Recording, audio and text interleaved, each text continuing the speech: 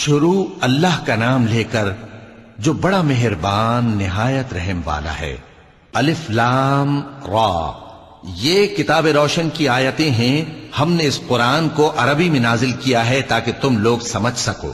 اے پیغمبر، ہم اس قرآن کے ذریعے سے جو ہم نے تمہاری طرف بھیجا ہے تمہیں ایک نہایت اچھا قصہ سناتے ہیں، اور تم اس سے پہلے بے خبر تھے۔ جب یوسف نے اپنے والد سے کہا کہ ابا، میں نے خواب میں 11 ستاروں اور سورج اور چاند کو دیکھا ہے، دیکھتا کیا ہوں کہ وہ مجھے سجدہ کر رہے ہیں۔ انہوں نے کہا کہ بیٹا، اپنے خواب کا ذکر اپنے بھائیوں سے نہ کرنا، نہیں تو وہ تمہارے حق میں کوئی چال چلیں گے۔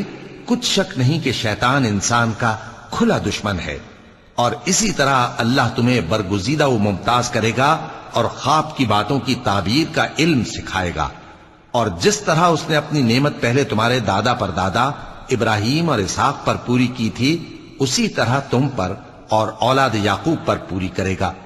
بے شک تمہارا پروردگار سب کچھ جاننے والا ہے، حکمت والا ہے۔ ہاں، یوسف اور ان کے بھائیوں کے قصے میں پوچھنے والوں کے لیے بہت سی نشانیاں ہیں۔ جب انہوں نے آپس میں تذکرہ کیا کہ یوسف اور اس کا بھائی ابا کو ہم سے زیادہ پیارے ہیں، حالانکہ ہم جماعت کی جماعت ہیں، کچھ شک نہیں کہ ابا کھلی غلطی پر ہیں۔ یوسف کو یا تو جان سے مار ڈالو یا کسی ملک میں پھینک آؤ، پھر ابا کی توجہ صرف تمہاری طرف ہو جائے گی، اور اس کے بعد تم نیک لوگوں میں ہو جاؤ گے۔ ان میں سے ایک کہنے والے نے کہا کہ یوسف کو جان سے نہ مارو، کسی اندھے کنویں میں ڈال دو کہ کوئی راہگیر اسے نکال کر کسی دوسرے ملک میں لے جائے گا۔ اگر تم کو کرنا ہی ہے تو یوں کرو۔ یہ مشورہ کر کے وہ اپنے والد سے کہنے لگے کہ ابا جان، کیا سبب ہے کہ آپ یوسف کے بارے میں ہمارا اعتبار نہیں کرتے؟ حالانکہ ہم اس کے خیر خواہ ہیں، کل اسے ہمارے ساتھ بھیج دیجئے کہ خوب میوے کھائے اور کھیلے کودے، ہم اس کے نگہبان ہیں۔ انہوں نے کہا کہ یہ امر مجھے غمناک کیے دیتا ہے کہ تم اسے لے جاؤ، یعنی وہ مجھ سے جدا ہو جائے، اور مجھے یہ بھی خوف ہے کہ تم کھیل میں اس سے غافل ہو جاؤ اور اسے بھیڑیا کھا جائے۔ وہ کہنے لگے کہ اگر ہماری موجودگی میں کہ ہم ایک طاقتور جماعت ہیں اسے بھیڑیا کھا گیا تو ہم بڑے نقصان میں پڑ گئے۔ غرض جب وہ اس کو لے گئے اور اس بات پر اتفاق کر لیا کہ اس کو اندھے کنویں میں ڈال دیں، اور ہم نے یوسف کی طرف وحی بھیجی کہ ایک وقت ایسا آئے گا کہ تم انہیں ان کے اس سلوک سے آگاہ کرو گے، اور ان کو اس وحی کی کچھ خبر نہ ہوگی۔ اور یہ حرکت کر کے وہ رات کے وقت باپ کے پاس روتے ہوئے آئے، کہنے لگے کہ ابا جان، ہم تو دوڑنے اور ایک دوسرے سے آگے نکلنے میں مصروف ہو گئے اور یوسف کو اپنے اسباب کے پاس چھوڑ گئے تو اسے بھیڑیا کھا گیا، اور آپ ہماری بات کو گو ہم سچ ہی کہتے ہیں باور نہیں کریں گے۔ اور ان کے کرتے پر جھوٹ موٹ کا لہو بھی لگا لائے۔ یعقوب نے کہا کہ یوں نہیں ہے، بلکہ تم اپنے دل سے یہ بات بنا لائے ہو۔ اچھا، صبر کہ وہی خوب ہے، اور جو تم بیان کرتے ہو اس کے بارے میں اللہ ہی سے مدد چاہیے۔ اور اب اللہ کی شان دیکھو کہ اس کنویں کے قریب ایک قافلہ آوارد ہوا اور انہوں نے پانی کے لیے اپنا سقا بھیجا، تو اس نے کنویں میں ڈول لٹکایا، یوسف اس سے لٹک گئے۔ وہ بولا، زہے قسمت، یہ تو ایک لڑکا ہے، اور اس کو قیمتی سرمایہ سمجھ کر چھپا لیا۔ اور جو کچھ وہ کرتے تھے اللہ کو خوب معلوم تھا، اور انہوں نے اس کو تھوڑی سی قیمت یعنی معدود چند درہموں پر بیچ ڈالا، اور وہ اس سے بیزار ہو رہے تھے۔ اور مصر میں جس شخص نے اس کو خریدا، اس نے اپنی بیوی سے جس کا نام زلیخا تھا کہا کہ اس کو عزت و اکرام سے رکھو، عجب نہیں کہ یہ ہمیں فائدہ دے یا ہم اسے بیٹا بنا لیں۔ اس طرح ہم نے یوسف کو سرزمین مصر میں جگہ دی، اور غرض یہ تھی کہ ہم ان کو خواب کی باتوں کی تعبیر سکھائیں، اور اللہ اپنے کام پر غالب ہے، لیکن اکثر لوگ نہیں جانتے۔ اور جب وہ اپنی جوانی کو پہنچے تو ہم نے ان کو دانائی اور علم عطا کیا، اور نیکوکاروں کو ہم اسی طرح بدلہ دیا کرتے ہیں۔ اور جس عورت کے گھر میں وہ رہتے تھے اس نے ان کو اپنی طرف مائل کرنا چاہا، اور دروازے بند کر کے کہنے لگی، یوسف جلدی آؤ۔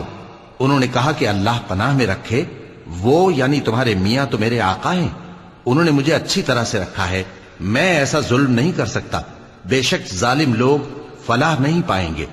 اور اس عورت نے ان کا قصد کیا اور انہوں نے اس کا قصد کیا۔ اگر وہ اپنے پروردگار کی نشانی نہ دیکھتے تو جو ہوتا سو ہوتا۔ یوں اس لیے کیا گیا کہ ہم ان سے برائی اور بے حیائی کو روک دیں، بے شک وہ ہمارے چنے ہوئے بندوں میں سے تھے، اور دونوں دروازے کی طرف بھاگے، آگے یوسف، پیچھے زلیخا، اور عورت نے ان کا کرتا پیچھے سے پکڑ کر جو کھینچا تو پھاڑ ڈالا، اور دونوں کو دروازے کے پاس عورت کا خاوند مل گیا۔ تو عورت بولی کہ جو شخص تمہاری بیوی کے ساتھ برا ارادہ کرے اس کی اس کے سوا کیا سزا ہے کہ یا تو قید کیا جائے یا اسے دکھ کا عذاب دیا جائے۔ یوسف نے کہا اسی نے مجھ کو اپنی طرف مائل کرنا چاہا تھا، اور اس کے خاندان میں سے ایک گواہ نے گواہی دی کہ اگر اس کا کرتا آگے سے پھٹا ہو تو یہ سچی اور یوسف جھوٹا ہے، اور اگر کرتا پیچھے سے پھٹا ہو تو یہ جھوٹی اور وہ سچا ہے۔ سو جب اس کا کرتا دیکھا تو پیچھے سے پھٹا تھا، تب اس نے زلیخا سے کہا کہ یہ تمہارا ہی فریب ہے، اور کچھ شک نہیں کہ تم عورتوں کے فریب بڑے بھاری ہوتے ہیں۔ یوسف اس بات کا خیال نہ کر، اور زلیخا تو اپنے گناہ کی بخشش مانگ، بے شک خطا تیری ہی ہے۔ اور شہر میں عورتیں گفتگویں کرنے لگیں کہ عزیز کی بیوی اپنے غلام کو اپنی طرف مائل کرنا چاہتی ہے، اور اس کی محبت اس کے دل میں گھر کر گئی ہے، ہم دیکھتی ہیں کہ وہ کھلی گمراہی میں ہے۔ پھر جب زلیخا نے ان عورتوں کی گفتگو جو حقیقت میں دیدار یوسف کے لیے ایک چال تھی سنی، تو ان کے پاس دعوت کا پیغام بھیجا اور ان کے لیے ایک محفل مرتب کی، اور پھل تراشنے کے لیے ہر ایک کو ایک ایک چھری دی، اور یوسف سے کہا کہ ان کے سامنے آؤ۔ جب عورتوں نے ان کو دیکھا تو ان کا روب حسن ان پر ایسا چھا گیا کہ پھل تراشتے تراشتے اپنے ہاتھ کاٹ لیے، اور بے ساختہ بول اٹھیں کہ اللہ پاک ہے، یہ آدمی نہیں، یہ تو کوئی بزرگ فرشتہ ہے۔ زلیخا نے کہا تو یہ وہی ہے جس کے بارے میں تم مجھے تانے دیتی تھیں، اور بے شک میں نے اس کو اپنی طرف مائل کرنا چاہا مگر یہ بچا رہا، اور اگر یہ وہ کام نہ کرے گا جو میں اسے کہتی ہوں تو قید کر دیا جائے گا اور ذلیل ہوگا۔ یوسف نے دعا کی کہ پروردگار جس کام کی طرف یہ مجھے بلاتی ہیں اس کی نسبت مجھے قید پسند ہے، اور اگر تو مجھ سے ان کے فریب کو نہ ہٹائے گا تو میں ان کی طرف مائل ہو جاؤں گا اور نادانوں میں سے ہو جاؤں گا۔ پس ان کے رب نے ان کی دعا قبول کر لی اور ان سے عورتوں کا داؤں ٹال دیا، بے شک وہی تو سننے والا ہے، جاننے والا ہے۔ پھر باوجود اس کے کہ وہ لوگ ان کی بے گناہی کے نشان دیکھ چکے تھے، ان کی رائے یہی ٹھہری کہ کچھ عرصے کے لیے ان کو قید ہی کر دیں، اور ان کے ساتھ دو اور جوان بھی داخل زندہ ہوئے۔ ایک نے ان میں سے کہا کہ میں نے خواب دیکھا ہے، دیکھتا کیا ہوں کہ شراب کے لیے انگور نچوڑ رہا ہوں۔ دوسرے نے کہا کہ میں نے بھی خواب دیکھا ہے، میں یہ دیکھتا ہوں کہ اپنے سر پر روٹیاں اٹھائے ہوئے ہوں اور پرندے ان میں سے کھا رہے ہیں، تو ہمیں ان کی تعبیر بتا دیجئے کہ ہم تمہیں نیکوکار دیکھتے ہیں۔ یوسف نے کہا کہ جو کھانا تم کو ملنے والا ہے وہ آنے نہیں پائے گا کہ میں اس سے پہلے تم کو اس کی تعبیر بتا دوں گا۔ یہ ان باتوں میں سے ہے جو میرے پروردگار نے مجھے سکھائی ہیں۔ جو لوگ اللہ پر ایمان نہیں لاتے اور آخرت کا انکار کرتے ہیں، میں نے ان کا مذہب چھوڑ دیا ہے، اور میں اپنے باپ دادا ابراہیم اور اسحاق اور یعقوب کے مذہب پر چلتا ہوں۔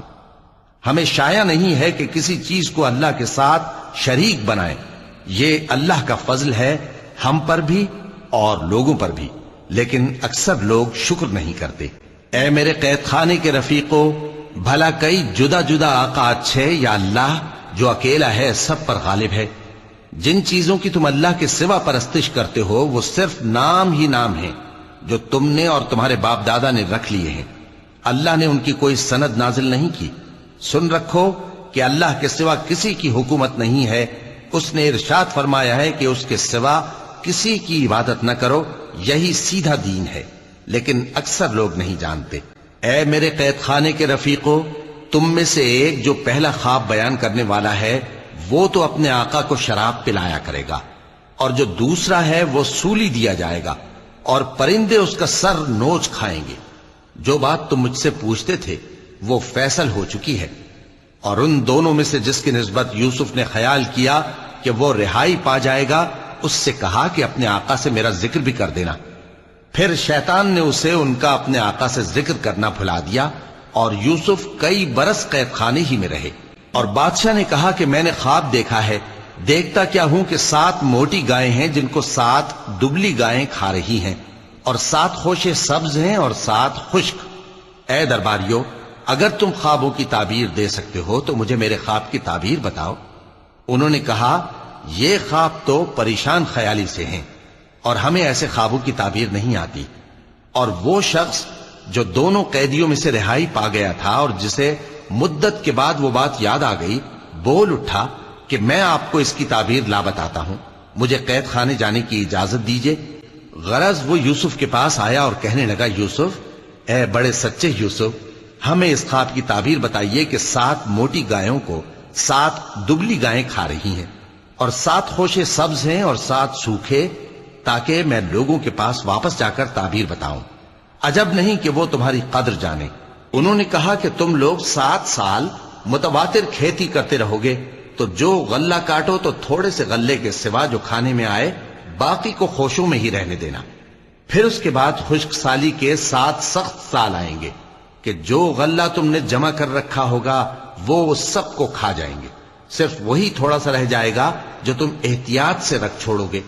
پھر اس کے بعد ایک ایسا سال آئے گا کہ خوب مے برسے گا اور لوگ اس میں رس نچوڑیں گے۔